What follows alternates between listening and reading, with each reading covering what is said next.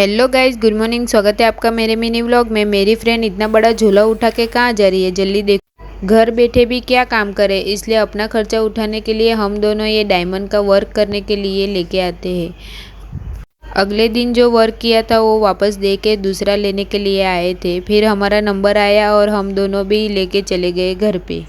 मेरी फ्रेंड चली गई कॉलेज और मैं चली गई अपने क्लास पे, और मैंने थोड़ा वर्क किया और मेरा वीडियो तो ब्लर हो गया था, मुझे पता भी नहीं था। फिर हमारे क्लास की मैडम, मेरी फ्रेंड और मैं, हम तीनों निकल गए कापड़ लेने के लिए। मैं घर पे आके खाना खाया और फिर बैठ गई अपना वर्क करने के लिए। आज ये वर्क करते तो ज़्यादा ही सिर दर्द करने लगा था, इसलिए मैंने मसाला वाला चाय बनाया और शाम को आ गई पानी पूरी खाने के लिए। फिर मैं शाम को आ गई गेहूँ पिसवाने के लिए। फिर गेहूँ लेके घर पे चली गई। आज के लिए इतना ही गाइस। मेरा व्लॉग अच्छा लगे तो सब्सक्राइब कर देना और लाइक भी कर ही देना। जल्दी